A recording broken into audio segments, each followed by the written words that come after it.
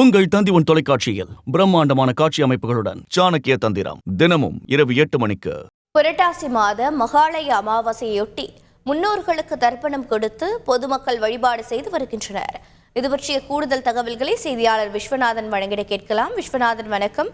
முன்னோர்களுக்கு வழிபாடு செய்யும் நிகழ்ச்சி தற்போது எவ்வாறு நடைபெற்று வருகிறது? விவரங்கள் என்ன? வணக்கம். ராமேஸ்வரத்துக்கு நாள்தோறும் பல்வேறு மாவட்டம் மற்றும் மாநிலத்திலிருந்து ஆயிரக்கணக்கான பக்தர்கள் வருவது வழக்கம். இந்த நிலையில் அமாவாசை நாட்களில் சிறப்பு வாய்ந்த அமாவாசையாக ஆடி தை மகால அமாவாசை பார்க்கப்படுகிறது. இந்த அமாவாசை நாட்களில் தம்மோடு வாழ்ந்து வந்த முன்னோர்களுக்கு எள்ளு பிண்டை வைத்து தீ கொடுத்தால் மோசம் கிட்டும் என்ற ஐதீகம் உள்ளது. இதனையடுத்து இன்று அதிகாலை முதல் பல்வேறு மாவட்டம் மற்றும் மாநிலத்திலிருந்து நூற்றுக்கணக்கான பக்தர்கள் ராமேஸ்வரத்தை குவிந்து எடுத்து ராமேஸ்வரம் அக்னி கிடக்கிறது. பல்லாயிரக்கணக்கான பக்தர்கள் புனித நீராடி தம்மோடு வாழ்ந்து வந்த முன்னோர்களுக்கு எள்ளு பிண்டை வைத்து தீ கொடுத்து வருகின்றனர்.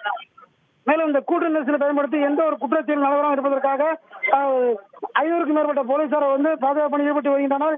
இதே போன்று திருச்சி காவேரி ஆற்றங்கரையில் இன்று அதிகாலை மூன்று பல்வேறு மாவட்டம் மற்றும் மாநிலத்தில் வந்திருந்த ஏராளமான பக்தர்கள் தம்மோடு வாழ்ந்து வந்த முன்னோர்களுக்கு எள்ளு பிண்டை வைத்து திதி கொடுத்து வருகின்றனர்.